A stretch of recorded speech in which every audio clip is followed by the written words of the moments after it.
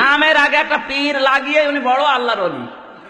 বিশাল বড় পাঞ্জাবি গায়ে দিয়ে, জোব্বা গায়ে দিয়ে, পাগড়ি মাথায় দিয়ে, মনে হচ্ছে জান্নাত থেকে পালিয়ে এসেছে। কিছু কিছু মানুষ শুধু পান খায়, মনে হয় পান খাওয়ায় মনে হয় আল্লাহর ওলি। কথা বলেন। সেদিন রংপুর থেকে একটা লোক এসেছে আমার বাড়িতে, বলছে হুজুর মাহফিলের ডেট নেবো। আমি বললাম বা বসেন, আমার ডায়েরি যদি ফাঁকা থাকে আপনাকে দিচ্ছি। চা নাস্তা দিলাম, বিস্কিট দিলাম। বিস্কিটটা নিয়ে মুখে দেবে, না দিয়ে আবার রেখে দিল। মানে খাচ্ছেন না কেন? বলছে হুজুর আমি বেনামাজির হাতে খাই না। এ কি গো, আমি ছোটকাল থেকে নামাজ পড়ি, আমার বউ নামাজ পড়ে, আর এ কি বলে? বলছে হুজুর আপনাকে বলি নাই, এই বিস্কিট যারা বানিয়েছে ওরা হয়তো নামাজ পড়ে না। চিন্তা করলাম আল্লাহ মনে হয় জান্নাত থেকে পালিয়ে এসেছে। এত বড় আল্লাহর ওলি আমার ঘরে, আর আমি কিছু টের পেলাম না। এই দাঁড়ান, এই বিস্কিট কোন বেনামাজি বানিয়েছে এই সন্দেহ করে আপনি খাচ্ছেন না? আপনার শরীরে যে বিশাল পোশাক আশাক, এগুলো কোন বেনামাজি বানিয়েছে? কোন বেনামাজের গার্মেন্টসে তৈরি হয়েছে? এত যদি সফি দাবি করেন, সবগুলো খোলেন, জিনিস বের করে যান। কথা বলেন,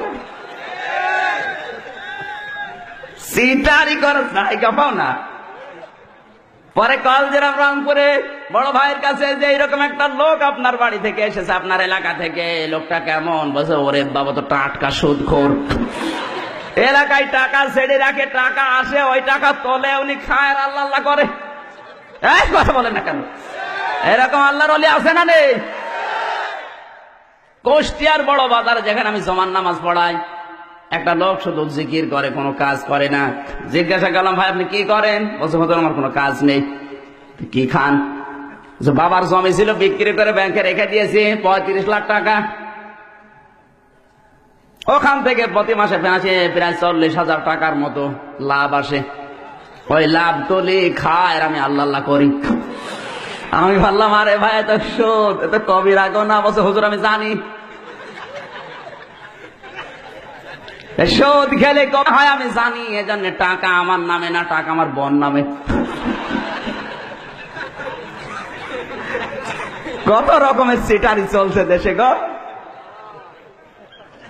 আমি শুধু বাজার করে নিয়ে আসি, বউ রান্না করে দেয়, আমি খাই, কোনো গোনা নেই।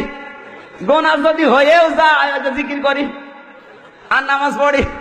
নামাজ, জিকির আর ওই গোনা কাটাকাটি, মাঝখানে জান্নাতে যাব ফাও। এই ধান্দার মানুষ আজ বাংলাদেশে বেশি। কথা বলেন ঠিক কিনা?